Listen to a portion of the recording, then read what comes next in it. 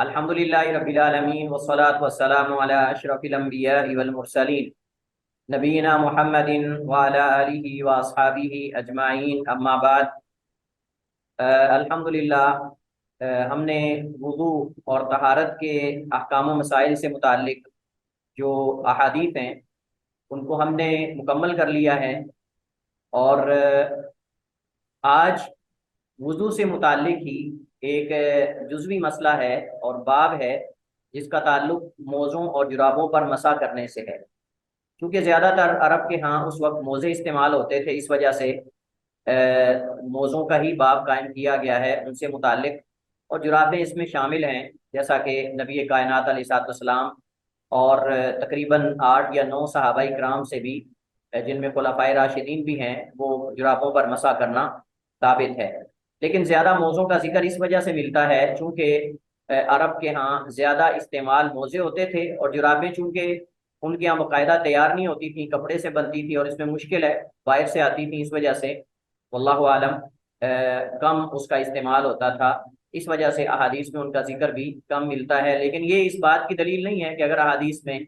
جرابوں کا ذکر کم ہے تو ان پہ مسح کرنا مشکوک ہے یا مسح کرنا ثابت نہیں ہے، جیسے بعض جو ہے وہ لوگ اس کو ایشو بناتے ہیں اور اس مسئلے کو کھڑا کر دیتے ہیں کہ جی جرابیں ایسی ہونی چاہیے، ویسی ہونی چاہیے، اور بہرحال احادیث جیسے ہم انشاءاللہ پڑھیں گے اس کے اندر کسی قسم کا کوئی اشکال نہیں ہے۔ جیسے موزوں پر مسح کرنا جائز ہے، ویسے جرابوں پر مسح کرنا بھی نبی کائنات علیہ الصلوۃ والسلام کی سنت ہے اور صحابہ کرام کا عمل ہے۔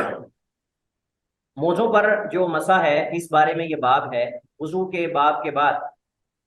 ان کے درمیان مناسبت کی وجہ جو ہے وہ اس وجہ سے ذکر کیا گیا ہے، اور مناسبت یہ ہے کہ موزوں پر مسح کا تعلق اعضائے وضو میں سے ایک عضو کے ساتھ ہے، اور وہ پاؤں ہے۔ تو یہ بتایا گیا ہے کہ وضو کے اندر اگر انسان نے موزے پہنے ہیں تو اس پر انسان مسح کر سکتا ہے، اور یہ نبی علیہ الصلوۃ والسلام کی سنت متواترہ ہے۔ ایسی سنت ہے کہ جس کو ایک دو صحابہ نے نہیں بلکہ جو ہے وہ تقریباً 40 سے زائد صحابہ کرام نے اس سنت کو نقل کیا ہے۔ پہلے تو ہم مسح کی تعریف اور جو ہے وہ موزہ کسے کہتے ہیں، خف، اور اسی طرح جورب کسے کہتے ہیں، اس پہ ہم وضاحت کرتے ہیں انشاءاللہ، اور اس کے بعد جو ہے وہ اس کے مسائل اور احادیث کی طرف منتقل ہوں گے۔ تو سب سے پہلے ہے باب المسح۔ المسح جو ہے یہ مسح یمسح سے مصدر ہے، مسحن، مسح یمسح مسحن، مسح کا معنی ہوتا ہے اس نے جو ہے وہ مسح کیا، یمسح وہ مسح کرتا ہے، یعنی چھونا، کسی ہاتھ سے کسی چیز کو چھونا، اصل میں اس کو کہتے ہیں مسح۔ لیکن اصطلاح میں جب ہم مسح کا لفظ بولتے ہیں تو اس سے مراد جو ہے وہ ہاتھ گیلا کر کے جراب یا موزے وغیرہ پہ لگانا یا سر پہ لگانا، یہ مسح ہوتا ہے۔ سر کا مسح معروف ہے، اسی سے یہ ہے، طریقہ بھی وہی ہے کہ ہاتھ گیلا کر کے آپ جو ہے وہ اس پہ لگائیں گے۔ تو پانی سے گیلا ہاتھ موزوں پر پھیرنا یہ مسح علی الخفین ہے۔ لیکن اگر مسح علی الرأس ہو، سر پہ، تو پھر سر پہ جو ہے وہ پانی سے ہاتھ گیلا کر کے دونوں ہاتھ جو ہے اسے مسح کرنا مخصوص طریقے سے، جو نبی کائنات علیہ الصلوۃ والسلام سے صحیح احادیث میں ثابت ہے۔ الخفین جو ہے یہ تثنیہ ہے، الخفین یہ تثنیہ ہے، اور اس کی مفرد آتی ہے خفن، اس کی مفرد خفن آتی ہے، اور یہ جو ہے اس کی تثنیہ ہے۔ اور خف جو ہے چمڑے سے بنی اس چیز کو کہتے ہیں جو قدموں کو ڈھانپنے والی ہے، یعنی ہر وہ چیز جس سے قدم کو ڈھانپ لیا جائے اور وہ چمڑے سے بنی ہو۔ خف کے اندر یہ شرط ہے کہ وہ چمڑے سے بنی ہوئی چیز ہو اور وہ پاؤں کو ڈھانپنے والی ہو، لفافہ ٹائپ، اس کو جو ہے وہ خف کہتے ہیں۔ اور جو بھی چیز قدم کو ڈھانپے چمڑے سے بنی ہو اس کو جو ہے وہ عربی میں خف کہا جاتا ہے، اور اردو میں اس کا ترجمہ موزہ کیا جاتا ہے، اور تثنیہ اس کی موزے ہے یا جمع اس کی موزے ہے۔ اور یہی اکثر چمڑے کے علاوہ کسی چیز سے بنایا جائے، یعنی یہ جو پاؤں ڈھانپنے والی چیز ہے، اگر یہ چمڑے کے علاوہ کسی اور چیز سے بنائی جائے جس سے پاؤں ڈھانپے جائیں تو اسے عرب میں جورب کہتے ہیں۔ اور بھی اس کے لیے جو ہے وہ الفاظ استعمال ہوتے ہیں، جیسا کہ آگے احادیث والے سے آئیں گی۔ یعنی شریعت کے اندر دیکھیں 3 طرح کے الفاظ ہیں، 3 طرح کے الفاظ ہیں۔ ایک ایسے الفاظ ہیں کہ جن کے اندر چمڑے سے بنی چیز جو پاؤں کو ڈھانپنے والی ہو، قدموں کو، اس پر لفظ بولا جاتا ہے اور وہ خف ہے۔ اور ایک ہے جورب، یعنی جو کپڑے سے بنی چیز ہو۔ اور ایک عام لفظ جو ہے وہ حدیث میں آتا ہے جس کے اندر خف بھی آتا ہے، جورب بھی آتا ہے، اور جتنی چیزیں کپڑا وغیرہ یا جوتا وغیرہ جس سے پاؤں ڈانپ لیا جائے اس پہ مسح کر سکتے ہیں، جیسا کہ انشاءاللہ آگے حدیث آ رہی۔ شریعت میں بہت وسعت ہے، اس کو جو ہے وہ لوگ ایسے تنگ کر کے پیش کرتے ہیں، لیکن اس مسح کے مسئلے کے اندر جو بھی چیز پاؤں کو ڈانپ لینے والی ہے مکمل، اس پہ جو ہے مسح جائز ہے، جیسا کہ آگے انشاءاللہ حدیث میں وہ عام الفاظ بھی آئیں گے جس کے اندر ہر چیز پر جو ہے وہ لفظ بولا جاتا ہے جس سے پاؤں ڈانپ لیے جاتے ہیں۔ تو موزوں پر مسح کرنا جو ہے یہ نبی علیہ الصلوۃ والسلام کی سنت سے اور قرآن سے بھی ثابت ہے، سنت متواترہ سے، یعنی بکثرت احادیث بارے میں موجود ہیں۔ اور اس مسئلے کو علماء جو ہیں وہ عقیدے کے باب میں بھی ذکر کرتے ہیں، عقیدے کی کتابوں میں بھی موضوع کے مسئلے کو، حالانکہ مسئلہ فقہی ہے لیکن اس کو عقیدے کے باب میں بھی ذکر کیا جاتا ہے، اس وجہ سے چونکہ بکثرت احادیث پائے جانے کے باوجود جو گمراہ فرقے ہیں ان میں سے ایک فرقہ جو رافضہ ہیں یعنی شیعہ حضرات، وہ موضوع پر مسح کرنے کے قائل نہیں ہیں، وہ اس کا انکار کرتے ہیں۔ اور بڑی عجیب بات یہ ہے کہ وہ موضوع پر مسح کرنا جو اللہ کے نبی کی سنت متواترہ سے ثابت ہے اس کو رد کر دیتے ہیں، اور ننگے پاؤں پہ جو ہڈی اوپر والی ہوتی ہے پاؤں کی ابری ہوئی اس پہ مسح کرنے کے قائل ہیں۔ یعنی اس قوم نے ہمیشہ الٹ چلنا ہے، اس قوم نے ہمیشہ الٹ چلنا ہے، ننگے پاؤں پہ مسح کرتے ہیں، اور اگر موزے پہنے ہوں تو مسح کرنے کو حرام سمجھتے ہیں اور جائز نہیں سمجھتے۔ اس وجہ سے ہم اس مسئلے کو انشاءاللہ ننگے پاؤں پہ مسح کرنا کیا جائز ہے کہ نہیں، اس مسئلے کو انشاءاللہ ہم تفصیل سے پڑھیں گے آج کے لیکچر میں، اور وہ کہاں سے استدلال کرتے ہیں۔ قرآن کریم سے اگر آپ کہیں کہ جی قرآن کریم سے موضوع کے مسح کرنے کی کہاں دلیل ملتی ہے، تو اللہ تعالیٰ کا یہ فرمان سورہ مائدہ میں جو آیت وضو ہم پیچھے پڑھ آئے ہیں وضو کے باب کے اندر، اس میں ہے یا ایھا الذین آمنوا اذا قمتم الی الصلاۃ فاغسلوا وجوہکم وایدیکم الی المرافق وامسحوا برؤوسکم وارجلکم الی الکعبین۔ اس میں جو وارجلکم ہے، میں نے وہاں ذکر کیا تھا اس وقت بھی، اس میں ایک قرات ہے وارجلکم، ایک قرات ہے وارجلکم۔ اب اگر ہم ارجلکم والی قرات پہ عمل کرنا چاہیں تو اب ننگے پاؤں پہ تو مسح نہیں کر سکتے کیونکہ اس کا عطف ہے برؤوسکم پر، تو برؤوسکم یہ با کی وجہ سے مجرور ہے، برؤوسکم، تو اس وجہ سے وارجلکم جو ہے وہ مجرور ہوگا۔ ایک تو اس کی توجہ یہ ہے، اور ایک یہ ہے کہ اس کے پڑوس میں واقع ہونے کی وجہ سے اعراب اس کا لے گا لیکن حکم اس کا نہیں لے گا، حکم اس کا فاغسلوا وجوہکم والا ہوگا، جو وجوہکم والا حکم ہے وہی وارجلکم والا ہوگا۔ بہرحال اگر ہم ارجلکم پڑھتے ہیں تو ارجلکم والی قرات پہ عمل کی صورت میں ہوگا جب پاؤں میں موزے یا جرابیں، کیونکہ پھر سر کے مسے کی طرح ہوگا، برؤوسکم سر پہ مسح کرنا،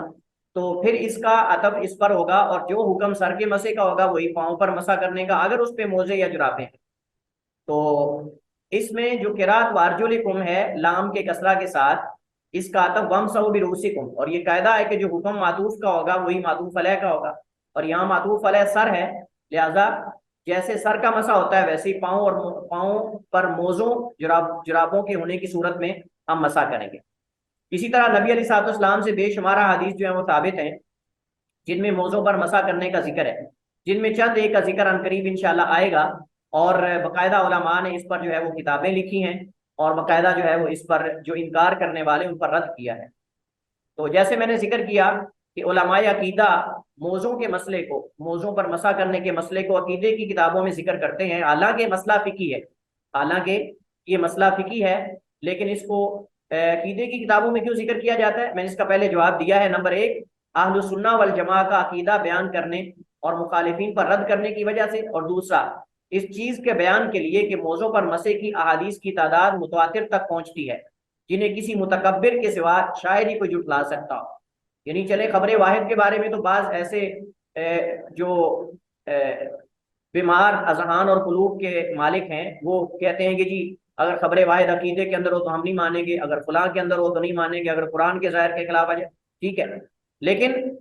متواتر حدیث کو کسی نے رد نہیں کیا۔ متواتر حدیث کو سوائے ان کے رافضہ کے کہ جنہوں نے جو ہے وہ موضوع پر مسح کرنے کی بکثرت احادیث جو ہیں ان کو رد کر دیا، جو تقریباً 40 سے زائد صحابہ کرام سے مختلف انداز سے مختلف طریقوں سے جو ہے وہ مروی ہیں۔ تو یہ وجہ ہے عقیدے کی کتابوں میں اس کو ذکر کرنے کی۔ باقی جو اس موضوع کے مسئلے کے احکام و مسائل ہیں انشاءاللہ وہ احادیث میں ہمارے ساتھ ساتھ چلتے رہیں گے، ہم ان کو جو ہے وہ احادیث کے فقہی مسائل کے ضمن میں انشاءاللہ اور فوائد کے ضمن میں پڑھتے رہیں گے، اور انشاءاللہ آپ سے میری ریکویسٹ ہے کہ آپ سوالات کو اگر آخری حدیث تک مؤخر کر لیں تو زیادہ بہتر ہے، اگر آپ کے سوالات کا جواب نہ ملے تو پھر ٹھیک ہے، آپ آخر میں سوال کر لیں، اور مجھے امید ہے انشاءاللہ اکثر جو آپ کے ذہن میں جو سوال وغیرہ آ رہے ہیں، انشاءاللہ جب ہم حدیث اور ان میں فقہی مسائل اور جو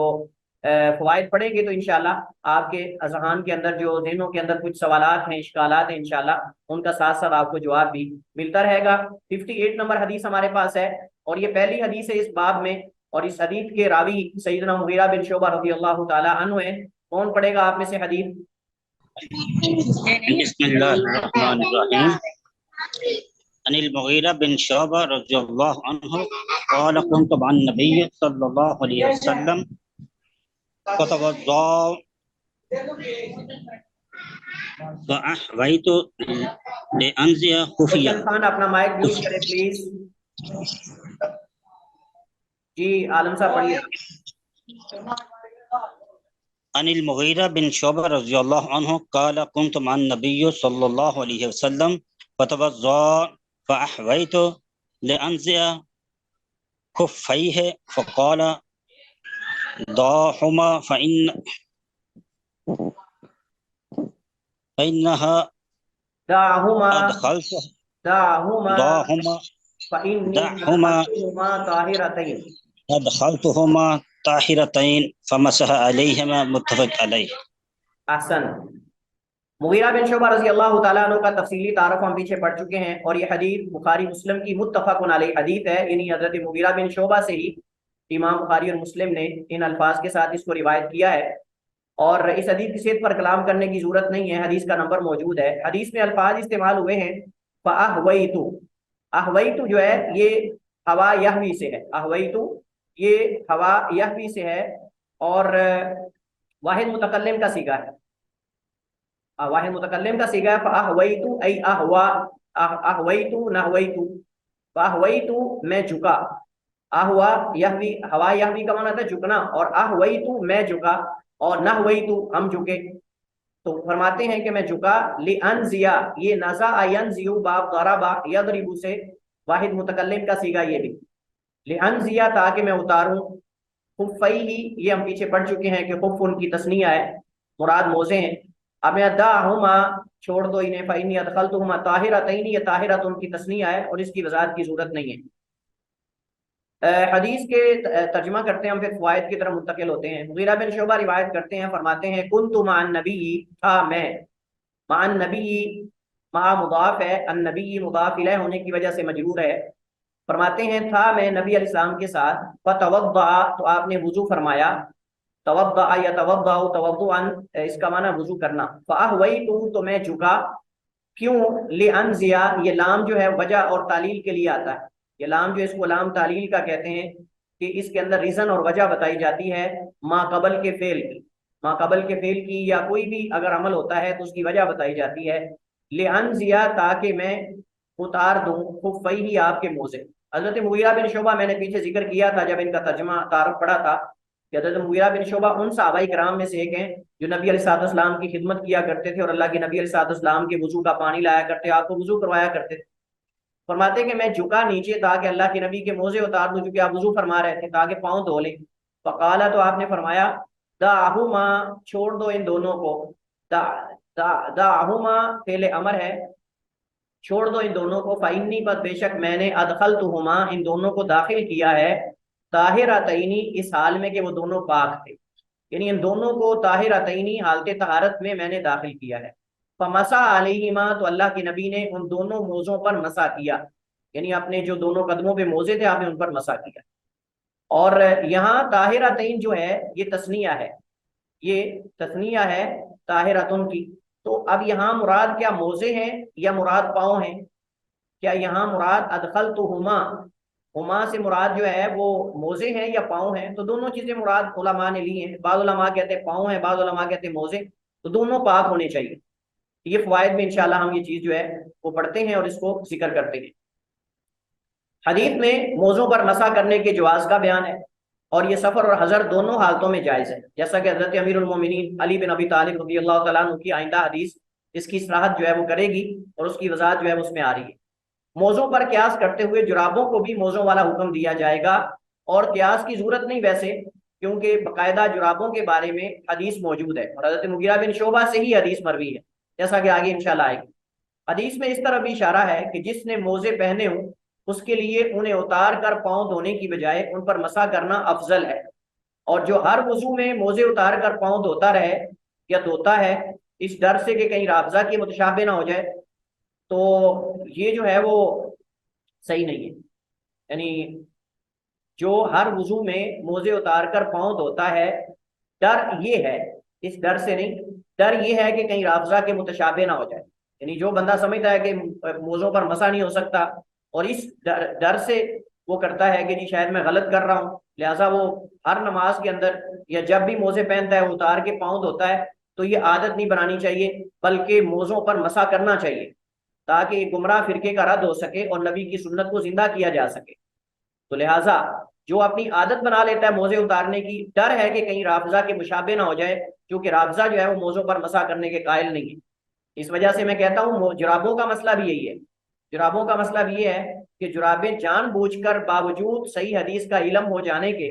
جان بوجھ کر جرابیں اتار لینا اور ہر دفعہ اور اس کو حرام سمجھ لینا جرابوں پر مسا کرنے کو، یہ بھی ڈر ہے کہ کہیں رافضہ کے مشابہ نہ ہو جائے۔ حدیث میں اس بات کی دلیل ہے کہ موضوع پر مسا کرنے کی شروط میں سے ایک شرط یہ ہے کہ انہیں حالت طہارت میں پہنا گیا ہو، انہیں حالت طہارت میں پہنا گیا ہو۔ حدیث میں شریعت کی آسانی اور نرمی کی طرف اشارہ ہے۔ حالت طہارت میں مطلب جب مکمل وضو کر لیں تب پہنا جائے۔ اس وجہ سے بعض علماء نے کہا ہے کہ جس بندے نے ایک پاؤں دھو کر دوسرا پاؤں دھونے سے پہلے موزہ پہن لیا اس کا وضو مکمل نہیں، وہ اس پر مسا نہیں کر سکتا، وہ اس پر مسا نہیں کر سکتا۔ مطلب یہ ہے کہ وضو تو ہو جائے گا لیکن اس پر مسا نہیں کر سکتا، کیونکہ اس نے دونوں پاؤں ابھی پاک نہیں ہوئے تھے جب اس نے جو ہے وہ پہلا موزہ پہن لیا تھا۔ تو جب تک دونوں پاؤں نہ دھو لیں تب تک موزے نہیں پہننے چاہیے، جرابیں نہیں پہننی چاہیے، مکمل باوضو ہو کر پھر جو ہے، کیونکہ حدیث میں فَإِنِّي أَدْخَلْتُهُمَا طَاهِرَتَيْنِ کہ میں نے ان دونوں کو اس حال میں یعنی موزوں کو داخل کیا ہے یا قدموں کو موزوں میں داخل کیا ہے کہ جب دونوں پاک تھے، یعنی مکمل طہارت حاصل کر چکا تھا۔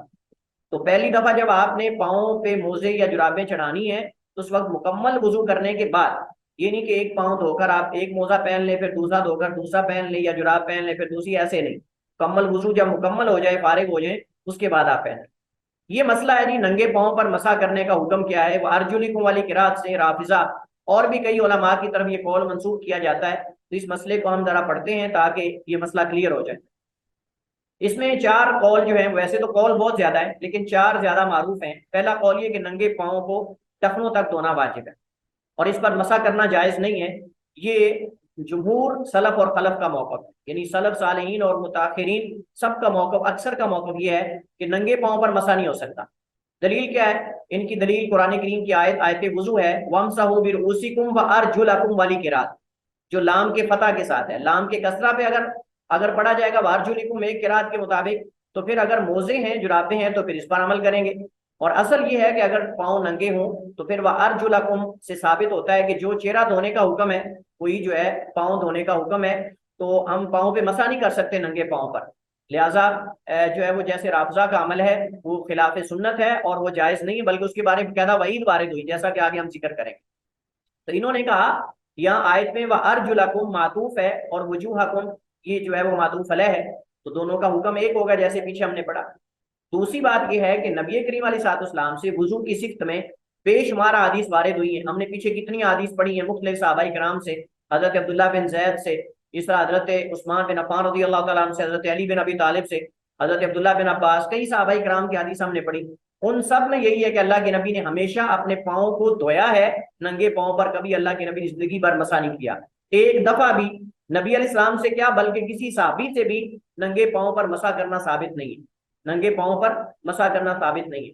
تیسری بات یہ کہ حضرت عبداللہ ابن عمر رضی اللہ تعالی عنہما روایت کرتے ہیں، بعض روایات میں عبداللہ بن عمر سے ہے، بعض روایات عبداللہ بن عمر سے ہے، کہتے ہیں رجعنا مع رسول اللہ صلی اللہ علیہ وسلم من مکہ الی المدینہ، ہم لوٹے اللہ کے نبی کے ساتھ من مکہ تھا، مکہ سے الی المدینہ، مدینہ کی طرف، حتی یہاں تک کہ اذا کننا جب تھے ہم بماء پانی کے پاس بالطریق راستے میں۔ اصل میں کافی دیر تک جو ہے پانی نہ ملا، اچانک ایک جگہ پانی نظر آیا تو پانی دیکھ کر صحابہ کرام نے جلدی کی، کیونکہ عصر کی نماز لیٹ ہو رہی تھی، صحابہ کرام نے جلدی جلدی جو ہے وضو کیا تاکہ نماز اور زیادہ لیٹ نہ ہو جائے۔ تو فرماتے ہیں تعجل قوم، تعجل یا تعجل کا معنی تھا جلدی کرنا، قوم فائل ہے تعجل فعل کا، تو قوم نے جلدی کی، یعنی صحابہ کرام نے عند العصر عصر کی نماز کے وقت، فتوضؤ تو نے وضو کر لیا، وضو کیا، وہم واو حال کا ہے، حالیہ کا معنی دیری، اس حال میں کہ وہ جلد بازی کرنے والے تھے، یعنی جلدی جلدی وضو کر رہے تھے۔ فانتہینا الیہم، حضرت عبداللہ فرماتے ہیں کہ میں اور نبی علیہ الصلوۃ والسلام جب ان تک پہنچے، یعنی اللہ کے نبی نے ان کو دیکھا وضو کرتے ہوئے، جلدی جلدی وضو کر رہے ہیں، تو بعض لوگوں کی ایڑیاں خشک رہ گئیں، یعنی جلدی وضو کرنے کی وجہ سے آپ دیکھتے ہیں اگر آج بھی اگر کوئی ہم اگر عملی طور پہ تھوڑا جلدی جلدی پاؤں دھوئیں گے تو آخر میں کوئی نہ کوئی حصہ خشک رہ جاتا ہے، اس ڈر سے پھر وضو آرام سے کرنا چاہیے، جلد بازی نہیں کرنی چاہیے۔ تو صحابہ کرام میں سے بعض جلدی جلدی وضو کر رہے تھے تاکہ نماز لیٹ نہ ہو جائے، تو اللہ کے نبی جب ان کے پاس پہنچے، فانتہینا، انتہا ینتہی کا مطلب ہوتا ہے پہنچنا، فانتہینا الیہم، ہم یعنی نبی علیہ الصلوۃ والسلام اور حضرت عبداللہ فرما رہے ہیں کہ ہم جب ان کے پاس پہنچے، وَأَعْقَابُهُمْ، اور حال یہ تھا کہ ان کی ایڑیاں تلوہ چمک رہی تھی، خشکی کی وجہ سے، خشک رہ جانے کی وجہ سے ان کی ایڑیاں جو ہیں وہ لاح یلوہ سے تلوہ چمک رہی تھی، لم یمسھا الماء، نہیں چھوا تھا ان کو پانی نے، یعنی آخر میں ان کی ایڑیوں میں کچھ حصہ خشک رہ گیا تھا جس وجہ سے وہ چمک رہی۔ فقال رسول اللہ، اللہ کے نبی نے بڑی وعید بیان کی، آپ نے فرمایا ویل، ہلاکت ہے، بربادی ہے، للعقابی، ایڑیوں کے لیے، یعنی جو خشک رہ جاتی ہیں، من الناری، آگ سے، یعنی آگ کی ہلاکت ہے ان ایڑیوں کے لیے، یعنی خشک رہ جانے والی۔ اسبغ الوضوء، اچھی طرح کرو وضو، اسبغ یسبغ، اس باغ ہم پیچھے اس پہ بات کر چکے ہیں کہ اعضاء کو مکمل دھونا اور ان تک پانی پہنچانا، یہ اس باغ وضو ہے، اچھی طرح وضو کیا کرو، کیونکہ جو ایڑیاں خشک رہ جاتی ہیں ان کو عذاب ہوگا، یعنی قیامت کو ان کو آگ میں جلایا جائے گا۔ آپ اندازہ لگائیں کہ جو پاؤں دھو رہے ہیں ان کے لیے اللہ کے نبی اتنی سخت وعید سنا رہے ہیں، تو جو دھوتے ہی نہیں اس قوم کا کیا حال ہے؟ جو دھونے کے قائل ہی نہیں، وہ مسح کرنے کے قائل ہیں ننگے پاؤں پر، صرف اوپر والی ہڈی پر ایسے ہاتھ گیلا کر کے تھوڑا سا لگا دیتے ہیں، ہم کہیں گے اس قوم کے لیے تو یہ بڑی سخت وعید ہے۔ یہ تو جو پاؤں دھو رہے تھے ان کو آپ نے فرمایا کہ اگر کوئی حصہ خشک رہ جاتا ہے تو ان کے لیے وعید ہے، تو جو دھوتے ہی نہیں قوم، اس قوم کا کیا حال ہے؟ آپ ذرا اندازہ لگائیں۔ اور یہ حدیث صحیح بخاری مسلم کی سب سے پہلے نمبر کی حدیث صحت کے اعتبار سے، اور اس کے اور بھی بہت زیادہ دلائل ہیں، اور بھی بہت زیادہ دلائل ہیں جنہیں یہاں ذکر کرنے کی حاجت نہیں ہے، ایک حدیث صحیح بخاری مسلم کی کافی ہے۔ دوسرا قول یہ کہ پاؤں پر مسح کرنا واجب ہے، انہیں دھونا نہیں، یعنی مسح کرنا واجب ہے، دھونا واجب نہیں، یہ حضرت علی کی طرف منسوب کیا جاتا ہے قول رضی اللہ تعالیٰ عنہ کی طرف، حضرت عبداللہ بن عباس کی طرف، حضرت انس بن مالک کی طرف یہ قول منسوب کیا جاتا ہے، اور آپ حیران ہوں گے، آپ حیران ہوں گے کہ ان صحابہ کی طرف یہ قول منسوب ہے، لیکن خالی منسوب کرنا صحیح نہیں، صحیح سند کے ساتھ ثابت ہونا بھی ضروری ہے۔ اور یہی قول جو ہے امام شافعی رحمہ اللہ تعالیٰ اور امام تبری سے بھی منقول ہے۔ اب جو لوگ کہتے ہیں کہ ننگے پاؤں پر مسح ہو سکتا ہے بلکہ لازم ہے، پاؤں دھوئے نہیں جائیں گے، ان کی کیا دلیل ہے؟ یعنی جس سے رافضہ بھی استدلال کرتے ہیں، وہ کہتے ہیں وَامْسَحُوا بِرُؤُوسِكُمْ وَأَرْجُلَكُمْ، جو ہے اس میں ایک قرات ہے وَأَرْجُلِكُمْ، لام کے کسرہ کے ساتھ، اور اس کا عطف ہے وَامْسَحُوا بِرُؤُوسِكُمْ پر، اور جو ہم نے پڑھا ہے کہ جو حکم جو ہے وہ معطوف کا ہوگا وہ معطوف علیہ کا بھی وہی حکم ہوگا، لہٰذا جب سر پہ مسح ہوتا ہے تو پاؤں پر بھی مسح ہوگا، یہ ان کی جو ہے وہ دلیل ہے قرات والی، یعنی جر والی جو قرات ہے اس سے وہ استدلال کرتے ہیں، لیکن اس کا جواب انشاءاللہ ہم عنقریب دیں گے کہ یہ کیوں مجرور ہے اور اس کا حکم کیا ہے، میں نے اشارہ کیا پہلے اس کی طرف۔ تیسرا قول یہ کہ آدمی کو پاؤں دھونے اور ان پہ مسح کرنے کا اختیار ہے، یعنی آپشن ہے، دونوں میں سے جو بھی کر لے کافی ہے، مسح کر لے یا پاؤں دھو لے، یہ تابعی حسن بصری کی طرف قول منسوب کیا جاتا ہے، اور امام تبری سے بھی ایک قول جو ہے وہ اس طرح کا جو ہے وہ مروی ہے۔ ان کی کیا دلیل ہے؟ کہتے ہیں کہ جب دونوں قراتیں صحیح ہیں تو پھر دونوں پہ عمل ہونا چاہیے، دونوں پہ جس پہ چاہیں آپ عمل کر لیں۔ چوتھا قول یہ کہ پاؤں کو دھونا اور مسح کرنا دونوں ہی واجب ہے، لو یہ ذرا اسے مختلف ہے، یہ کہتے ہیں دھونا بھی واجب ہے اور مسح کرنا بھی واجب ہے، لیکن سوال یہ ہے کہ آپ کریں گے کیسے؟ پہلے مسح کریں گے پھر دھوئیں گے، یا پہلے دھوئیں گے پھر مسح کریں گے؟ اس بارے میں حدیث بھی لا کے دکھا دو نا، کہ کوئی عملی طور پہ اللہ کے نبی علیہ الصلوۃ والسلام سے جو ہے وہ کوئی حدیث یا کسی صحابی سے عمل ہو کہ انہوں نے پہلے مسح کیا ہو پھر ان کو دھویا ہو، ایسا کوئی قول لے آئیں، ایسی حدیث لیں، لیکن ایسی کوئی قول، ایسا کوئی حدیث، ایسی کوئی حدیث اور ایسا قول کوئی بھی ثابت نہیں ہے۔ یہ بعض اہل ظاہر کا قول ہے، بعض اہل ظاہر کا، ان کی دلیل یہ ہے کہ جب دونوں قراتیں صحیح ہیں تو دونوں قراءات جو ہیں وہ دو آیات کے قائم مقام ہیں، لہذا دونوں پر عمل واجب ہے۔ جب دونوں میں حکم ہے وَامْسَحُوا بِرُؤُوسِكُمْ وَأَرْجُلِكُمْ اور وَأَرْجُلَكُمْ، لہٰذا وہ ارجلکم پہ عمل کرنا لازم ہے اور وہ ارجلکم پر عمل کرنا بھی لازم ہے۔ وہ کہتے ہیں کہ دونوں قراتیں دو آیات کے گئے مقام ہیں، تو لہٰذا دونوں پہ عمل کرنا لازم ہے، لہٰذا مسا بھی کریں گے اور دھوئیں گے بھی۔ لیکن یہ سارے قول مرجوح ہیں، اور صحیح قول جو ہے وہ جمہور سلف اور خلف کا قول ہے، جو امت کا اکثر امت کا قول ہے وہ یہ ہے کہ ننگے پاؤں پر مسا نہیں ہوگا، بلکہ اگر جرابیں موزے پہنے ہیں تو پھر ٹھیک ہے، اللہ کے نبی کے عمل سے ثابت ہے، لیکن ننگے پاؤں کو دھونا لازم ہے، ٹخنوں تک اور ٹخنوں سمیت، جیسا کہ ہم پیچھے پڑھ چکے ہیں، مسا کرنا جائز نہیں۔ جن صحابہ کرام سے پاؤں پر مسا کرنے کے اقوال منقول ہیں، ان کا ان اقوال سے رجوع بھی ثابت ہے۔ اگر پہلی بات ہوئی کہ ان کی سند درکار ہے، جب ان کی سند مل جائے صحیح تو پھر ان سے رجوع بھی ثابت ہے، جیسا کہ امام طحاوی رحم اللہ تعالیٰ نے جو ہے وہ شروع مانی الاثار، شروع مشکل الاثار دونوں کے اندر اس موضوع پر بات کی ہے۔ انہوں نے باقاعدہ سند کے ساتھ ذکر کیا ہے کہ ان صحابہ کرام سے جو ہے وہ رجوع ثابت ہے، اور جیسا کہ بعض علماء نے ذکر کیا۔ دوسرا، لام کے جر والی جو قرات ہے وارجلکم، اس کا جواب یہ دیا گیا کہ یہ جر مجرور کے پڑوس میں واقع ہونے سے پڑی گئی ہے، اور یہ لغت عرب میں معروف ہے، جیسا کہ مشہور مقولہ ہے ھذا جحر ضب خرب، یہ سانڈے یا ضب کی خراب دل ہے، یہ ترجمہ بنتا ہے۔ اب اس مثال میں جو خارب ہے یہ مجرور ہے، حالانکہ یہ خارب جو ہے یہ جوہر کی صفت ہے، یہ ضب کی صفت نہیں۔ یہ ایک لغوی بحث ہے، اس وجہ سے تھوڑا اس کو توجہ سے سمجھنے کی ضرورت ہے۔ عربی زبان میں موصوف صفت کا اعراب ایک ہوتا ہے، موصوف صفت کا اعراب ایک ہوتا ہے۔ اب خاربن جو ہے اس کو اصل میں خاربن ہونا چاہیے، کیونکہ یہ جوہر کی صفت ہے۔ اب اگر ہم کہیں گے آدھا جوہر خارب لضب، کہ یہ خراب دل ہے سانڈے کی یا ضب کی، لیکن چونکہ ضب کے پڑوس میں واقع ہوا تو اس کو خاربن پڑھنا تھوڑا مشکل لگتا تھا، یا اس میں وزن وہ نہیں بنتا تھا، تو اس وجہ سے اس کو وزن میں جو ہے وہ برابری کرنے کے لیے اس کو پڑوس والے کا اعراب دے دیا گیا، تو اصل اس کو خاربن ہونا چاہیے کیونکہ جوہر کی صفت ہے، لیکن چونکہ یہ ضب کے پڑوس میں واقع ہوا ہے تو اس مناسبت سے اس کو اعراب دے دیا گیا۔ اب حکم دونوں کا ایک نہیں، حکم خراب کا حکم یہ کہ وہ جوہر کی صفت ہے، اور ضب جو ہے وہ خراب نہیں ہے، دل خراب ہے نہ کہ ضب خراب ہے۔ تو لہٰذا یہ عرب کے ہاں ایک عام روٹین ہے کہ بسا اوقات وہ جو ہے وہ پڑوس والے جو ہے وہ اس کا اعراب جو ہے وہ ماں باپ والے کو دے دیتے ہیں، تو اس طرح یہی بھی ہے۔ وَأَرْجُلِكُمْ یعنی بِرُؤُسِكُمْ کا اعراب دیا گیا ہے، اس میں جو ہے وہ وزن کو باقی رکھنے کے لیے، یا مطلب فصاحت و بلاغت عربی زبان کی، لیکن اس کے اندر حکم دونوں کا ایک نہیں، جیسے یہاں خارب جو ہے اس کا حکم ضبط والا نہیں بلکہ یہ جوہر کے تابع ہے، تو اسی طرح یہ ہے۔ تو بہرحال یہ ایک اصول ہے کہ بسا اوقات ما قبل کا اعراب ما بعد والے کو دے دیا جاتا ہے، اگرچہ اس کا اعراب کوئی اور ہو، لیکن حکم میں دونوں مختلف ہوتے ہیں۔ جر والی قرات پر ہم کہیں گے چلیں ٹھیک ہے، اگر یہ آپ نہ بھی مانو تو جر والی قرات پر اللہ کے نبی نے عمل کر کے دکھایا ہے، اور وہ تب عمل کیا جب آپ نے موزے پہنے ہوتے تھے، جب آپ نے موزے پہنے ہوتے تھے یا جرابیں پہنی ہوتی تھی، لہذا تب آپ ارجلکم پر عمل کر لیں، اور جو ہے وہ جب موزے جرابیں نہ ہوں تو اس وقت لازم ہے کہ آپ پاؤں کو دھوئیں، نہ کہ اس پر مسا کریں، جیسا کہ بعض رافضہ جو ہیں شیعہ حضرات جو ہے ان کا عمل اس پر ہے، کیونکہ نبی علیہ السلام سے زندگی بھر ایک دفعہ بھی نہ کسی صحابی سے، یہ اقوال ہیں جو ان کی طرف منسوخ کیے جاتے ہیں، لیکن عملی طور پہ کیا انہوں نے کیا ہے کہ نہیں؟ ہم نے پیچھے حدیث پڑھی ہے صحابہ کرام کی، کسی ایک سے بھی یہ ثابت نہیں کہ انہوں نے مسا کیا ہو۔ اس کے بعد ہمارے پاس جو ہے وہ 59 اور 60 نمبر حدیث ہے، کون پڑھے گا آپ میں سے؟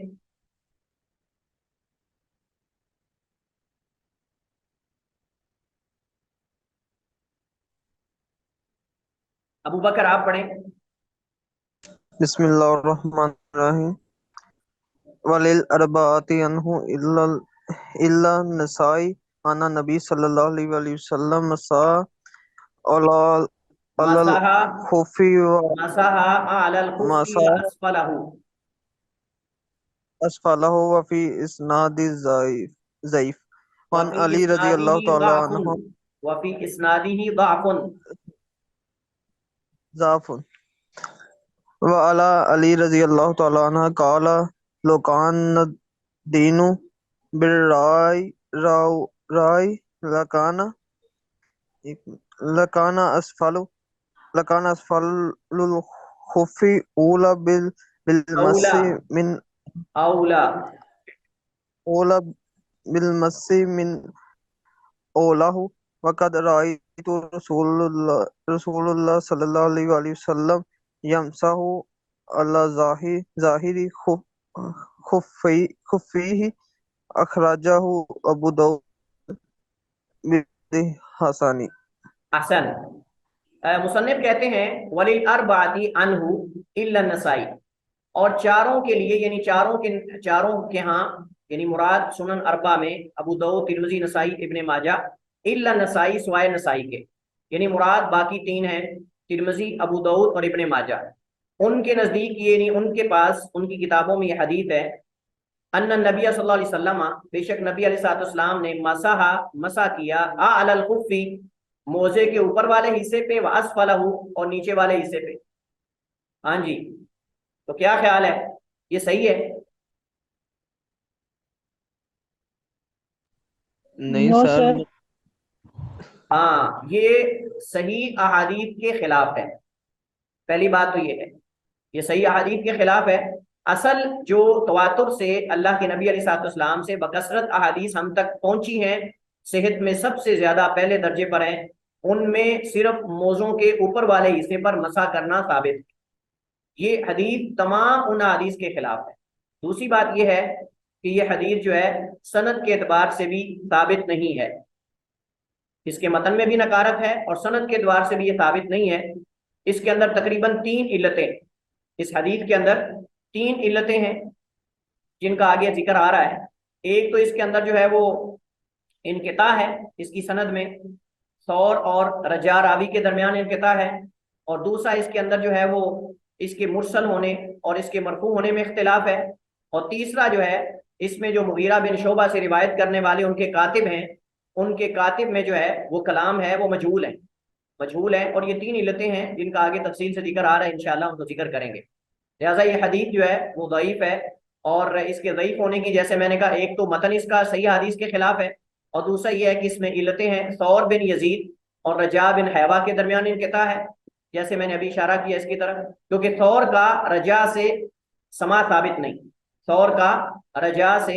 سما یعنی حدیث سننا ثابت نہیں، ملاقات ہی ثابت نہیں، تو جب حدیث سننا ہی ثابت نہیں ہے تو پھر حدیث ضعیف ہوگی۔ دوسری بات یہ کہ حدیث جو ہے وہ مرسل ہے، کیونکہ کاتب المغیرہ یعنی مغیرہ کے جو کاتب ہیں حدیث جو لکھتے تھے، وہ بلا واسطہ اسے اللہ کے نبی سے بیان کرتا ہے۔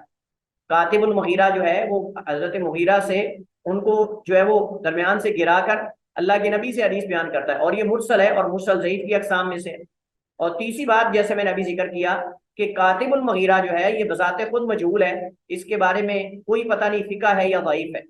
فقہ ہے یا ضعیف ہے، اور جس راوی کے بارے میں توثیق یا اس کے بارے میں تجریح وارد نہ ہو، اس کی حالت غیر معروف ہو، اس سے کوئی ایک آدھ نے روایت کیا ہو، تو وہ روایت جو ہے وہ اس کا راوی جو ہے وہ مجہول ہوتا ہے، جس کے بارے میں جرح و تعدیل واضح نہ ہو۔ لہٰذا ان علتوں کی بنیاد پر، ان وجوہات کی بنیاد پر جو ہے اس کی سند ضعیف ہے، اور اس کا متن بھی جیسے ہم نے کہا کہ صحیح احادیث کے خلاف ہے، جیسا کہ ابھی حدیث جو ہے بعد والی آ رہی ہے۔ حضرت علی بن ابی طالب رضی اللہ تعالیٰ عنہ سے روایت ہے، وہ بیان کرتے ہیں کہ اللہ کے فرماتے ہیں لو کان الدین بالرأی، اگر دین رائے کا نام ہوتا، لو کانا، یہ کانا جو ہے وہ افعال ناقصہ میں سے ہے، اور یہ اپنے اسم کو رفع اور خبر کو نصب دیتا ہے۔ فرمایا کہ لو کان الدین، اگر ہو دین بالرأی یعنی رائے کا نام، اگر رائے کے تابع ہو یا رائے کا نام ہو، لکانا تو ہوتا اسفل الخف، موزے کا نیچے والا حصہ، اولا زیادہ لائق، بالمسح مسح کرنے کے، من اعلیٰ اس کے اوپر والے حصے سے، اور اعلیٰ جو ہے یہ ہمارے اردو میں بھی استعمال ہوتا ہے، اسی سے اعلیٰ اس کے اوپر والا حصہ، ہو ضمیر لوٹ رہی موزے کی طرف، اور یہ اعلیٰ یعنی اس کے اوپر والا حصہ۔ وقد رأیت، فرماتے ہیں کہ تحقیق میں نے دیکھا نبی کائنات علیہ الصلوۃ والسلام کو، یمسح، آپ مسح کرتے تھے، علی ظاہر خفیہ، اپنے موزوں کے ظاہری اوپر والے حصے پر۔ اخرج ابو داود باسناد حسن، اسے ابو داود نے حسن درجے کی سند کے ساتھ روایت کیا، اور اس کی سند جو ہے وہ صحیح یا حسن درجے کی ہے، اور یہ ثابت ہے۔ اب آپ دیکھیں کہ دین جو ہے وہ عقل کے تابع نہیں ہے، اگر دین عقل کے تابع ہوتا تو عقل تو کہتی ہے کہ مسح نیچے کریں کیونکہ گندگی نیچے لگتی ہے، جبکہ دین عقل کے تابع نہیں ہے، اس وجہ سے کیونکہ عقل ان چیزوں کو نہیں سمجھ سکتی۔ یہ عبادات ہیں، اور عبادات کے اندر اگر ہمیں کوئی علت وجہ بتا دی جائے تو اچھی بات ہے، اگر نہیں بتائی گئی تو ہم عقل کے گھوڑے نہیں دوڑائیں گے، اچھا یہ مغرب کی 3 کیوں ہیں، 4 کیوں نہیں ہو جاتی، فجر کی 2 فرض کیوں ہیں، 4 فرض کیوں نہیں ہو جاتے، عشاء کے 4 کیوں ہیں، فرض 3 کیوں نہیں ہو جاتے؟ تو یہ جو ہے وہ یہ جس نے شریعت بنائی ہے اللہ رب العالمین نے،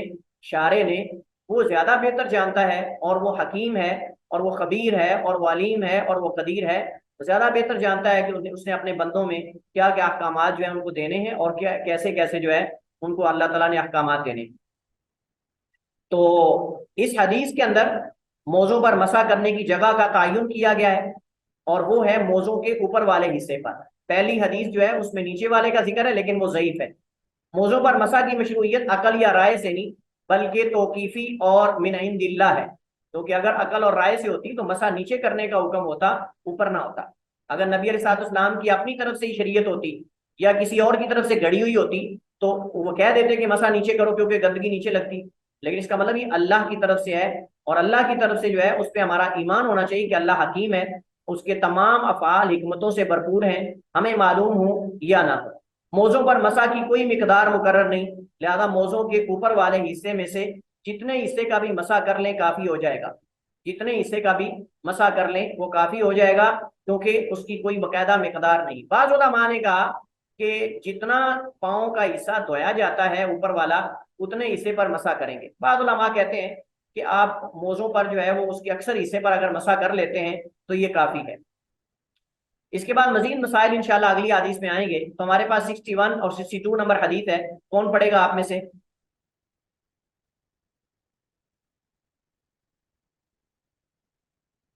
آپ لوگ ڈر کیوں رہے ہیں؟ سر میں پڑھ لیتی ہوں۔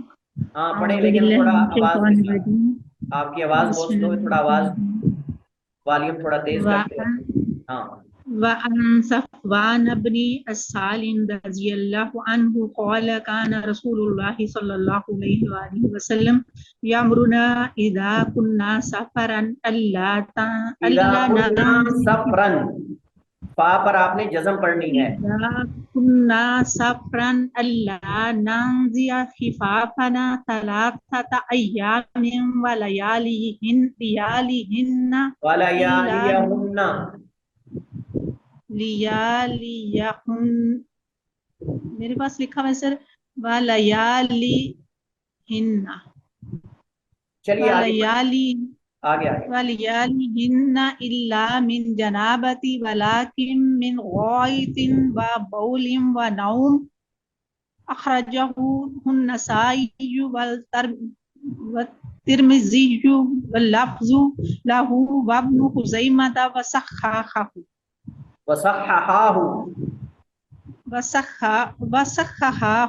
ہاں تسنیہ ہے نا، صححہ۔ جی۔ وعن علی بن ابی طالب رضی اللہ عنہ قال جعل النبی سر 62 پڑھوں آگے؟ بسم اللہ الرحمن الرحیم وعن علی بن ابی طالب رضی اللہ عنہ قال جعل عالم صاحب النبی پڑھنے دیں صلی انہیں، اللہ علیہ وسلم عالم صاحب حدیث پڑھنے دیں انہیں، وعن پڑھ رہے ہیں۔ علی بن ابی طالب رضی اللہ عنہ قال جعل النبی صلی اللہ علیہ وآلہ وسلم 3 ایام ولیالیہن للمسافر ویوما ولیلۃ للمقیم یعنی فی المسح علی الخفین اخرجہ مسلم۔ سر اگلی بھی پڑھنی ہے؟ بس احسن تھی۔ ہمارے پاس جو ہے وہ راویان حدیث میں جو نئے راوی ہیں صفوان بن عسال ہیں، صفوان بن عسال المرادی، مشہور صحابی ہیں، رسول کریم علیہ الصلوۃ والسلام کے ساتھ 12 غزوات میں شرکت کی،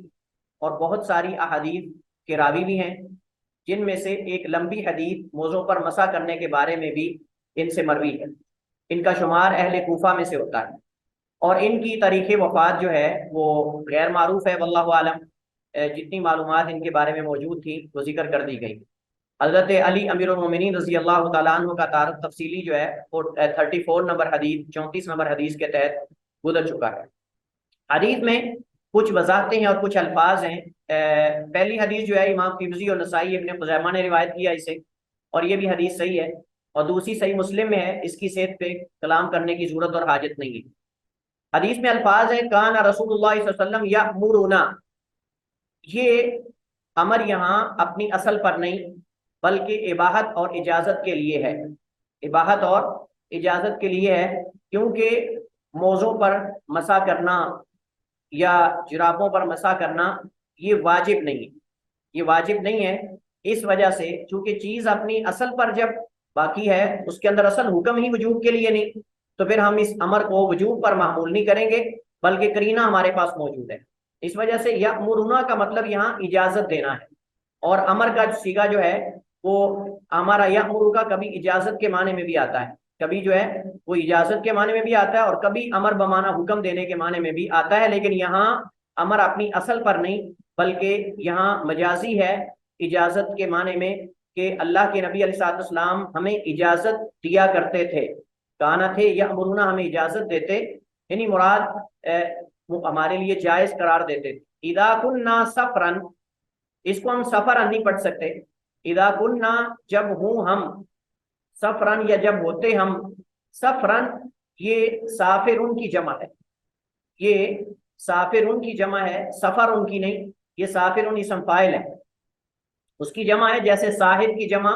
جو ہے وہ صحبن آتی ہے نا، ایسے سافر کی جمع سفرن آئے گی۔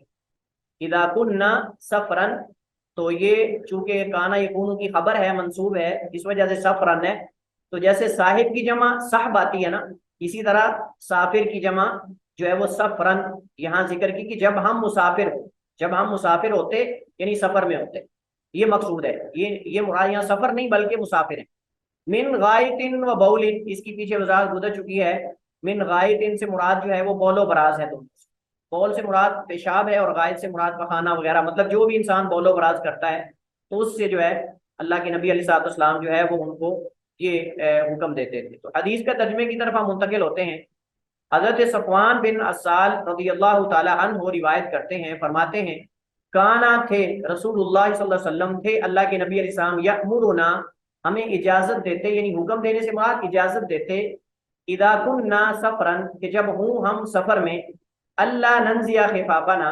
کہ نہ ہم اتاریں اپنے موزے، ثلاثۃ ایام 3 دن تک،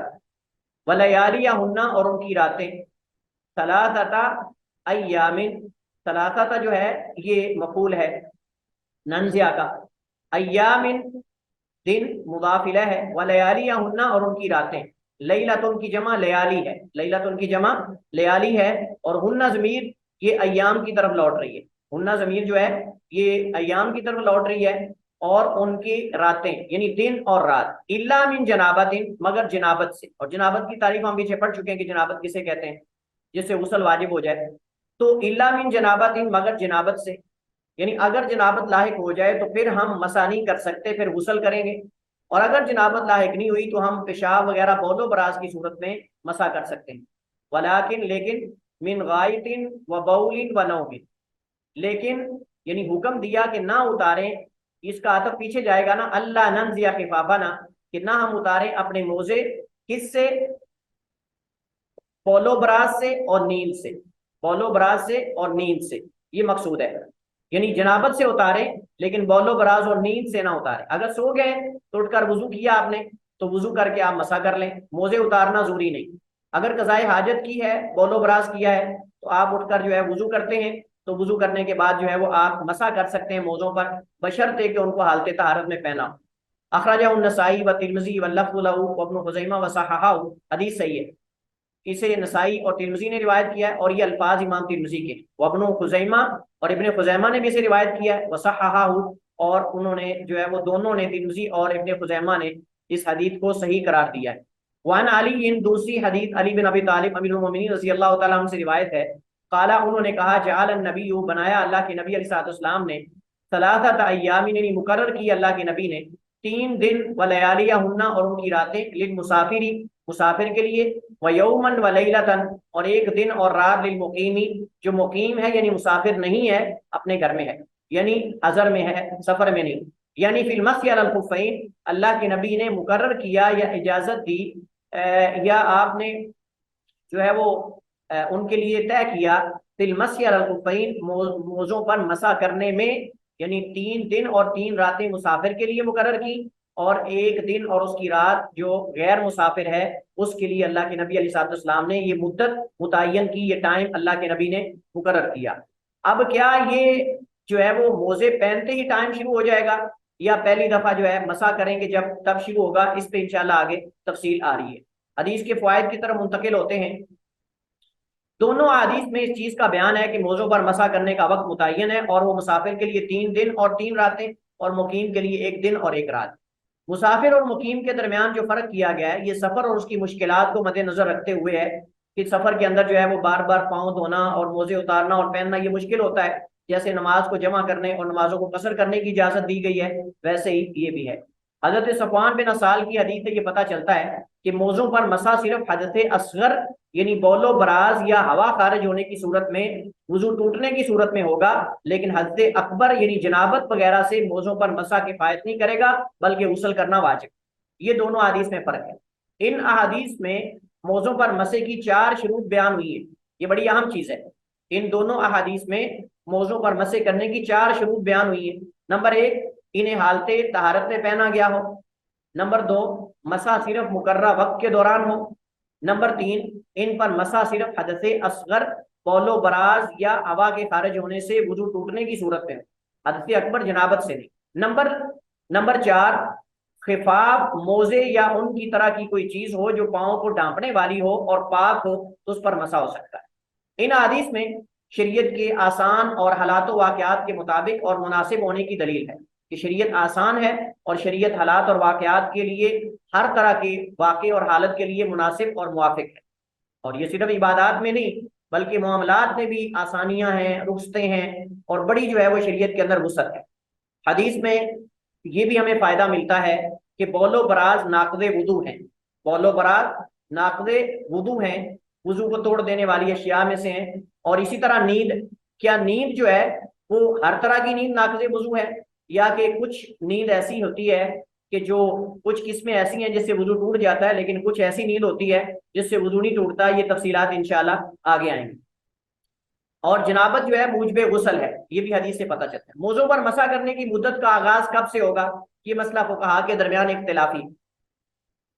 لیکن ان میں زیادہ اہم قول، کئی قول ہیں لیکن اہم قول ان میں پہلا 2 قول ہیں۔ پہلا قول یہ کہ مدت مسا کا آغاز اس وقت سے ہوگا جب پہلی دفعہ ان پر مسا کیا جائے گا، یعنی ان کے نزدیک موزے پہننے سے وقت شمار نہیں ہوگا بلکہ جب پہلا مسا آپ کریں گے تب سے آپ وقت کو اکاؤنٹ کریں گے،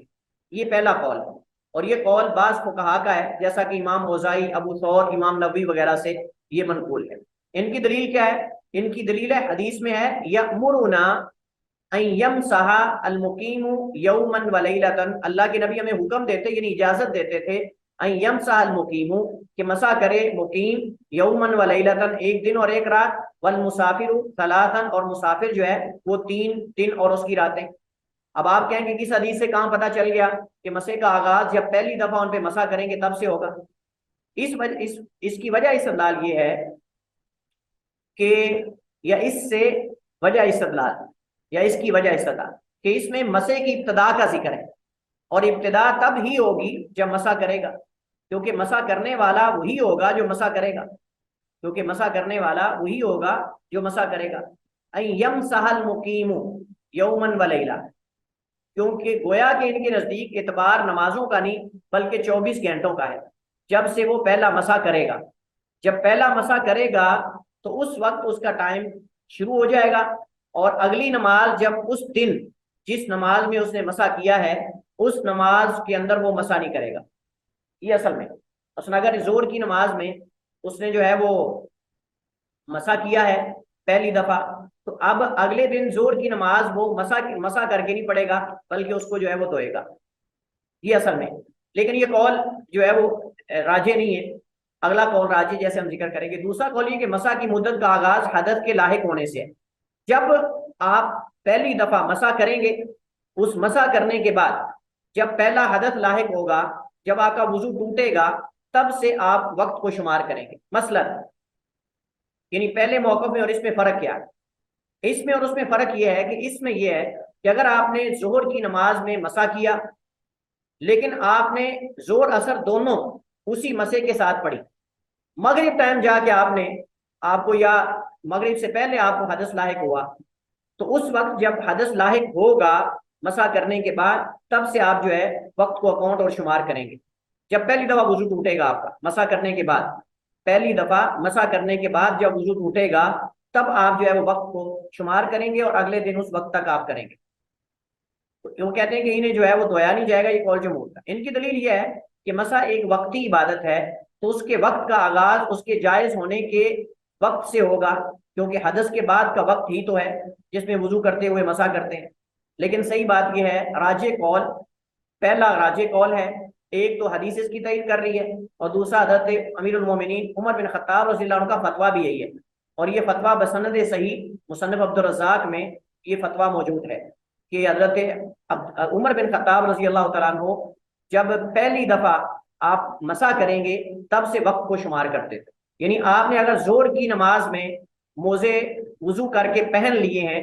اب اگر آپ نے عصر کی نماز میں پہلا وضو کیا ہے اور پہلی دفعہ مسح کیا ہے تو عصر سے آپ شمار کریں گے۔ اگر آپ نے مغرب میں جا کے زور اثر دونوں آپ نے پڑھ لی، مغرب میں جا کے آپ نے پہلا مسح کیا ہے تو اس وقت سے آپ جو ہے وہ کاؤنٹ کریں گے، اور اگلے دن مغرب تک آپ جائیں گے، لیکن اگلے دن کی مغرب جو ہے آپ جو ہے وہ پاؤں دھو کر آپ جو ہے وہ دوبارہ موزے پہنیں گے اور پھر آپ نماز پڑھیں گے۔ یہ فرق ہے دونوں اقوال میں، اور یہی راجح ہے واللہ عالم، کیونکہ حضرت عمر کا فتویٰ بھی اس بارے میں موجود ہے، اور دوسرا حدیث بھی اس بات کی تائید کر رہی ہے کہ جب پہلی دفعہ مسح کریں گے تب سے وقت جو ہے وہ شمار ہوگا، اور یہی زیادہ راجح ہے۔ اس کے بعد ہمارے پاس حدیث نمبر 63 ہے، میں حدیث پڑھتا ہوں جو کہ ٹائم کم ہے۔ حضرت ثوبان رضی اللہ تعالیٰ عنہ سے روایت ہے، قالا کہتے ہیں، بعث رسول اللہ صلی اللہ علیہ وسلم، اللہ کے نبی علیہ السلام نے بھیجا سریۃً سریہ، فامرہم ان یمسحوا علی الصائب، تو اللہ کے نبی علیہ السلام نے ان کو حکم دیا، یعنی صحابہ کرام کو یعنی اجازت دی، وہی حکم کے معنی میں ان کو حکم دیا کہ وہ مسح کریں علی الصائب یعنی علی الامائم، پگڑیوں پر۔ اس کی وضاحت انشاءاللہ آگے ہم کریں گے ان الفاظ کی۔ والتساخین، والتساخین یعنی خفاف پر۔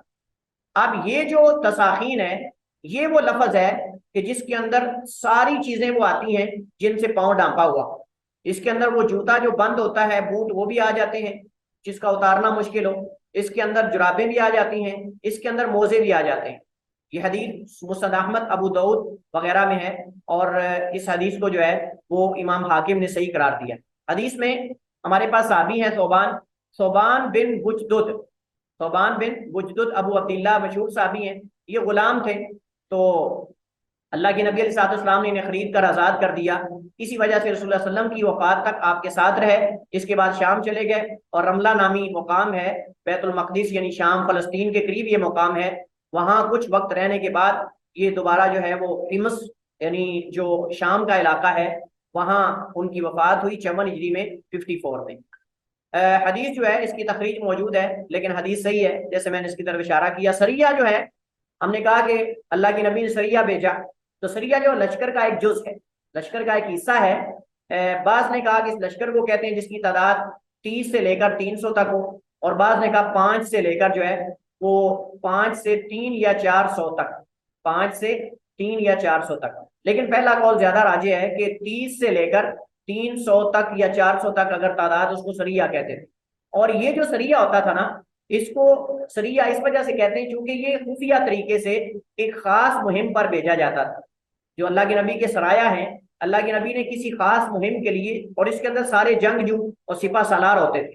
زیادہ تر اس کے اندر جو جنگجو، بہادر سپہ سالار، اور کیونکہ یہ خفیہ مہم ہوتی تھی اور خفیہ مہم کے لیے مخصوص لوگوں کو تیار کیا جاتا تھا، کیونکہ ان کی تعداد بھی تھوڑی ہوتی تھی، اور تھوڑی تعداد میں آپ کو پتا ہے کہ پھر بہادر اور جنگجو اور سپہ سالاروں کو بھیجا جاتا ہے، تو اس وجہ سے اس کو سریہ کہتے ہیں۔ سریہ جو ہے وہ یہ سیدھی چیز جو ہوتی ہے، جو خفیہ ہوتی ہے، اس سے ماخوذ ہے، لیکن اس کے اندر تعداد ہوتی ہے عرب کے ہاں 30 سے لے کر 300 تک یا 400 تک کے جو لشکر ہوتا ہے اس پر سریہ بولا جاتا ہے۔ لشکر کے نام ہوتے ہیں، سریہ ہے، جیش ہے، اور اس کے بعد پھر آگے اس کی اقسام ہیں کہ کچھ ساکھا ہے، کچھ جو ہے وہ مقدمہ ہے، تو ہر ایک کے ان کے الگ الگ عرب نے نام دیے ہوئے ہیں۔ اللہ صاحب جو ہے یہ اصابت ان کی جمع ہے، تو اصابہ جو ہے وہ جس چیز سے باندھا جائے کسی چیز کو اس کو کہتے ہیں، اور اسی سے اسبا بھی ہے جو ایک دوسرے کو مضبوط کرتے ہیں۔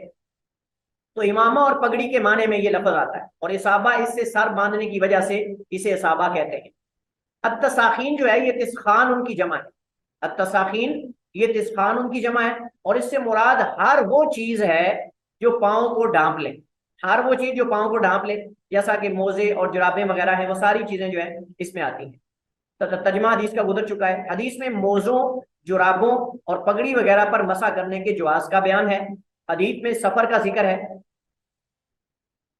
لیکن اس پر قیاس کرتے ہوئے حکم کو عام سمجھا جائے گا کیونکہ رخصت عام ہے۔ پیچھے ہم حدیث پڑھ چکے ہیں۔ حدیث کا ظاہر تو یہی ہے کہ ان کے مسح میں کوئی مدت متعین نہیں، لیکن اس مسئلے میں اختلاف ہے، جیسا کہ عنقریب آ رہا ہے، اور راجح بات یہ ہے کہ مسح کی مدت متعین ہے۔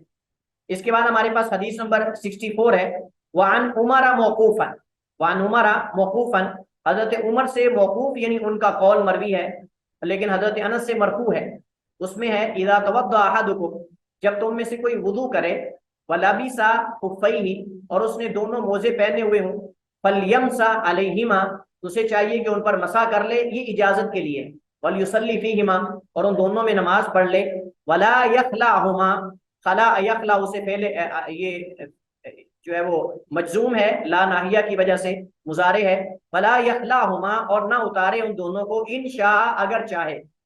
اگر چاہے تو نہ اتارے۔ اس کا مطلب کہ یہ جو فلیمسح ہے یہ اجازت کے لیے نہ کہ حکم ہے۔ فرمایا انشاء اگر چاہے، لیکن اگر چاہے تو دھو سکتا ہے، الا من جنابت، مگر جنابت سے، یعنی جنابت سے لازماً اتارنا ہے اور غسل کرنا ہے۔ اسے دارقطنی نے روایت کیا ہے اور حاکم نے صحیح قرار دیا ہے۔ اور یہ حدیث جو ہے مرفوع اور موقوف دونوں طرح مروی، یعنی مرفوع کا مطلب یہ ہے کہ نبی علیہ السلام تک پہنچتی ہے، اور موقوف کا مطلب یہ ہے کہ حضرت عمر بن خطاب رضی اللہ تعالیٰ عنہ کا قول ہے۔ اچھا جی، اب مرفوع حضرت انس سے مروی ہے، اور اس میں امام دارقطنی نے السنن اور امام حاکم نے مستدرک میں روایت سے کیا، لیکن علماء نے اسے اسد بن موسیٰ راوی کی وجہ سے ضعیف قرار دیا ہے۔ جو مرفوع ہے اللہ کے نبی تک اس میں کلام ہے، یہ حدیث موقوفاً حضرت عمر سے مروی ہے، اسے امام دارقطنی نے اسے بھی روایت کیا ہے اپنی سنن میں، اور اس کی سند زیادہ مضبوط ہے۔ گویا کہ یہ حدیث مرفوعاً ضعیف ہے، لیکن موقوفاً حضرت عمر کا قول صحیح ثابت ہے۔ حضرت عمر کا فتویٰ جو ہے ان سے جو ہے وہ صحیح ثابت ہے، لیکن حدیث مرفوع اللہ کے نبی سے صحیح سند تک نہیں پہنچتی۔ حضرت عمر رضی اللہ تعالیٰ عنہ کی حدیث جو ہے وہ حضرت ان سے جو موقوف ہے، اور یہ ایک سند سے مرفوع ہے۔ اس سے فوائد کیا ہیں؟ اس حدیث میں موضوع پر مسح کی شرائط بتائی گئی ہیں کہ انہیں حالت طہارت میں پہنا گیا ہو، یعنی وضو مکمل کر لینے کے بعد، لہذا بایاں پاؤں دھونے سے قبل دایاں دھو کر اس میں جراب یا موزہ پہننا جائز نہیں ہے، کیونکہ اس پر آپ مسح نہیں کر سکتے جب تک دونوں پاؤں نہ دھو لیں۔ اس پہ پہلے ہم ذکر کر چکے ہیں اس کا۔ حدیث میں اس چیز کا بیان ہے کہ موضوع پر مسح کرنے کی کوئی مدت متعین نہیں، لہذا جب تک کوئی چاہے مسح کر سکتا ہے، بشرطے کہ حالت طہارت میں پہنے ہوئے موزے پہنے ہوئے ہوں حالت طہارت میں، جیسے ہم نے فَإِنِّي أَدْخَلْتُهُمَا طَاهِرَتَيْنِ، کہ میں نے، اللہ کے نبی فرماتے ہیں کہ میں نے ان کو حالت طہارت میں پہنا ہے۔ لیکن یہ قول مرجوح ہے، لیکن یہ قول راجح نہیں، مرجوح ہے، جیسا کہ عنقریب اس کی وضاحت آئے گی۔ حدیث سے موضوع میں نماز پڑھنے کے جواز کا بیان ہے یا جواز ثابت ہوتا ہے؟ حدیث میں اس چیز کا بیان ہے کہ حالت جنابت میں موضوع پر مسح کرنا جائز نہیں ہے، جیسے ہم پیچھے پڑھ چکے ہیں۔ موضوع پر مسح کی مدت متعین اور مقرر ہے یا غیر مقرر؟ اس مسئلے میں فقہا کے دو قول۔ پہلا قول یہ کہ جب موزے حالت طہارت میں پہنے ہوئے تو جب تک چاہیں ان پہ مسح کر سکتے ہیں، ہاں اگر جنابت لائق ہو تو ان پر مسح جائز نہیں ہے، کیونکہ اس وقت اتارنے لازم ہے۔ یہ قول امام مالک کی طرف منسوب ہے، امام مالک، امام لیث بن سعد، امام اوزاعی وغیرہ ان کی طرف منسوب ہے۔ ایک تو ان کی دلیل یہ باب کی حدیث ہے، اس کے اندر کوئی مدت کا تعین نہیں۔ حضرت جو ہے وہ ابی بن عمارہ ان کی حدیث ہے جس میں ہے کہ انہوں نے رسول اللہ صلی اللہ علیہ وسلم سے سوال کیا کہ اے اللہ کے رسول، اے اللہ کے رسول صلی اللہ علیہ وسلم، کیا میں موضوع پر مسح کروں؟ تو آپ نے فرمایا ہاں۔ انہوں نے دریافت کیا ایک دن، تو آپ نے فرمایا ایک دن۔ پھر انہوں نے دریافت کیا 2 دن، تو آپ نے فرمایا 2 دن۔ انہوں نے فرمایا 3 دن، آپ نے فرمایا 3 دن۔ جب تک چاہو، اس میں جب تک چاہو،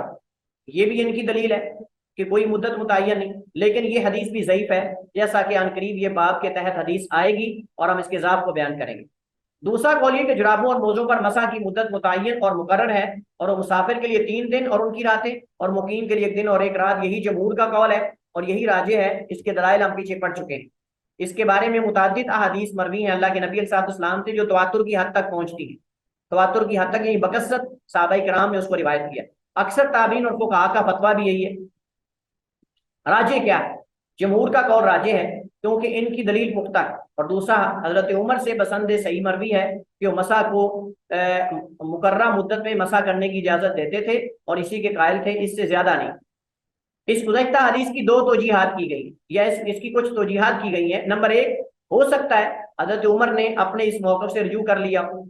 ये मुतलक है, लिहाजा इसे इन हदीस पर मामूल किया जाएगा जिनमें मुद्दत मुतय्यन और मुकर्रर है। मुतलक को फिर मुक़य्यद पर मामूल करेंगे और मुक़य्यद को तरजीह देंगे। इमाम बैकी फरमाते हैं हजरत उमर ने रजू कर लिया था, और अभी हमने पढ़ा कि हजरत उमर से रजू साबित है, और इमाम नबवी ने भी इसे सही करार दिया है कि हजरत उमर से इस मौक़िफ़ में रजू साबित है, और वो मुद्दत मुतय्यन करते थे और मुद्दत के अंदर अंदर मसा करने के कायल थे, मुद्दत से ज्यादा नहीं। इसके बाद हमारे पास जो है वो 63 नंबर हदीस है, हजरत अबी बकरा रज़ी अल्लाह तआला अन्हु से रिवायत है। वान नबी बकरा रज़ी अल्लाह तआला अन्हु अन नबी सल्लल्लाहु अलैहि वसल्लम अन्नहु रख़्ख़स लिल मुसाफिरी थलाथत अय्यामिन व लयालियहुन व लिल मुक़ीमी यौमन व लैलतन इज़ा ततहहरा फलबिसा खुफ़ैहि अन यमसा अलैहिमा। ये गुज़श्ता हदीस की तरह ही है, अल्फाज भी तकरीबन सेम है, कोई इतना ज्यादा फर्क नहीं है। हजरत अबू बकरा रज़ी अल्लाह तआला अन्हु, इनका तारुफ मौजूद है, इंशाल्लाह बाद में पढ़ लेंगे, टाइम कम है। इनका नाम नुफै बिन हारिस था, और बकरा जो है वो अरबी जुबान में वो फिरकी होती है ना, फिरकी, चरखी जिसको कहते हैं, जिससे आजकल आपने देखा होगा वो ट्रांसफार्मर उतारते हैं या जो ऊंची जगहों पे चढ़ते हैं या चीजें उतारते हैं और बोर वगैरह करते हैं, तो उसके लिए भी वो उसको घुमाते हैं और चीजें नीचे लेके आते हैं, ऊपर लेके जाते हैं। तो जैसे आजकल वो जंजीर चली होती है, उसके ऊपर ऊपर से सामान लेके आते हैं छतों से, तो ये फिरकी के जरिए गज़वा ताइफ में दुश्मन के कले में सबसे पहले दाखिल होने वाले साहबी हैं, बाद में कहा निकलने वाले पहले हैं। तो चूंकि ये फिरकी के जरिए जो है वो कले में दाखिल हुए थे सबसे पहले या वहां से निकले थे, तो इस वजह से इनको अबू बकरा जो है वो कहा जाने लगा। मजीद इनकी तफसीलात जो हैं वो यहाँ मौजूद हैं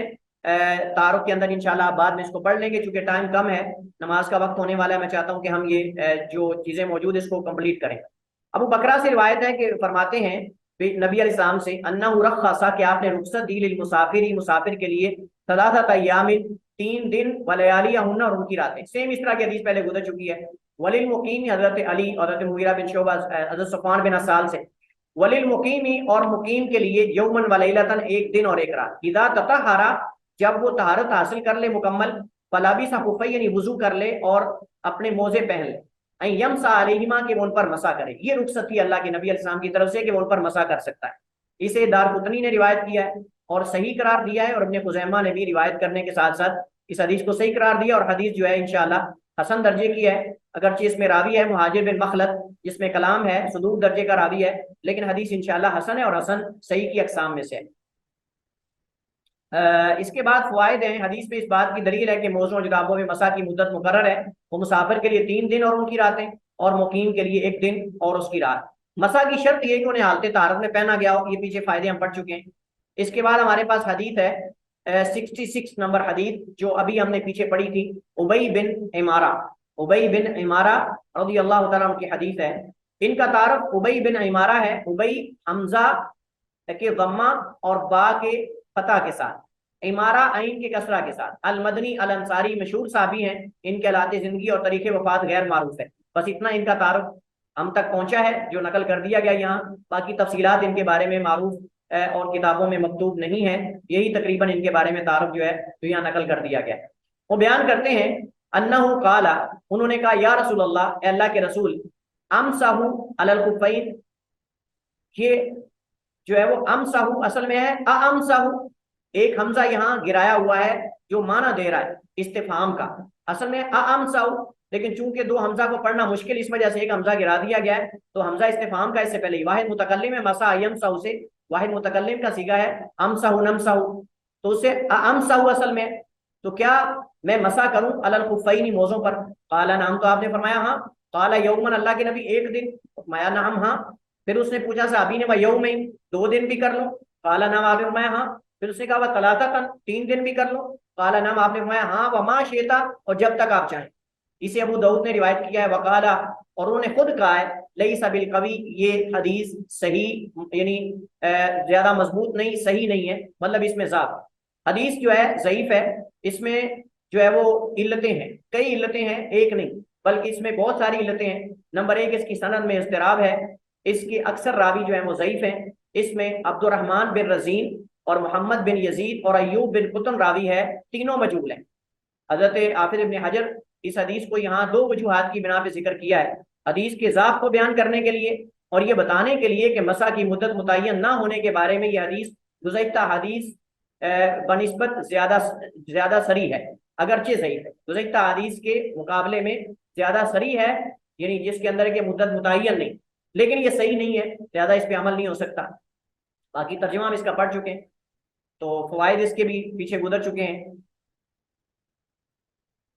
جیسے موزوں پر مسح کرنا مشروع اور سنت ہے، ویسے جرابوں پر بھی مسح کرنے کے بارے میں حضرت مغیرہ بن شعبہ سے روایت ہے، اللہ کے نبی علیہ السلام نے توضأ وضو فرمایا، ومسح علی الجوربین والنعلین، اور آپ نے مسح کیا جوربین پر اور نعلین پر۔ سنن نبی داود کی حدیث ہے اور صحیح درجے کی روایت ہے۔ اور یہ حدیث جو ابھی میں نے ذکر کی ہے سنن نبی داود کی صحیح درجے کی روایت ہے، انشاءاللہ یہ مسئلہ آگے آئے گا۔ اس حدیث کو نقل کرنے کے بعد جرابوں پہ مسح کرنے کے بارے میں اور جوتوں پر بھی باقاعدہ ثابت ہے، سنن نبی داود کی حدیث کا نمبر موجود اور حدیث صحیح ہے۔ اس حدیث کو نقل کرنے کے بعد امام ابو داود نے تقریباً 9 صحابہ کرام کا نام لے کر فرمایا ہے کہ ان صحابہ کرام سے جرابوں پر مسح کرنا ثابت، جن میں حضرت علی بن ابی طالب ہیں، حضرت عبداللہ بن مسعود ہیں، حضرت ابو ہریرہ ہیں، حضرت انس بن مالک ہیں، اور اس کے علاوہ کئی اور صحابہ کرام ہیں، تقریباً 9 کے قریب صحابہ کرام جن سے جو ہے وہ جرابوں پر مسح کرنا ثابت ہے، اور نبی علیہ السلام سے بھی ثابت ہے۔ جوربین جو ہے یہ جورب ان کی تسنیہ ہے، اور جورب ہم نے کہا کپڑے سے بنا لفافہ جس کو پاؤں پہ چڑھایا جاتا ہو اسے جورب کہتے ہیں، اور اگر کپڑے سے بنا ہوا ہو چمڑے سے تو اسے خف کہتے ہیں۔ تو یہ فرق ہے دونوں میں، لیکن ہمارے جو حنفی بھائی ہیں وہ جورب کو کہتے ہیں جی اگر اس کے نیچے طے اس کا تلوا اگر چمڑے کا ہو تو پھر جورب کہتے ہیں، حالانکہ ایسی بات نہیں، ہم نے پیچھے ابھی پڑھا ہے۔ تو ساخین کے جو الفاظ ہیں وہ بتا رہے ہیں کہ کوئی بھی چیز جو پاؤں کو ڈھانپنے والی ہے اس پر مسح ہو سکتا ہے۔ بھائی جب جوتے پر مسح ہو سکتا ہے تو جراب پر کیوں نہیں ہو سکتا؟ بہرحال کوئی بھی چیز جو پاؤں کو ڈھانپنے والی ہو اس پر مسح ثابت ہے۔ الفاظ 3 طرح کے موجود ہیں، لہذا صحابہ سے بھی ثابت ہے، اللہ کے نبی سے بھی ثابت ہے، اور بے جا ایسے اس سنت کا انکار کرنا صرف اپنے کسی امام کے قول کی وجہ سے یا کسی رائے کی وجہ سے یہ درست نہیں ہے۔ جب صحیح مومن تک حدیث پہنچ جائے تو اس کو چاہیے کہ اس پر عمل کرے۔ واللہ تعالی اعلم واحکم، وصلی اللہ وسلم علی نبینا محمد وعلی آلہ وصحبہ وسلم۔ انشاءاللہ اس کے بعد جو ہے وہ ہمارے پاس جو ہے وہ نواقض وضو کا مسئلہ ہے، اگلے لیکچر میں انشاءاللہ ہم نواقض وضو پڑھیں گے۔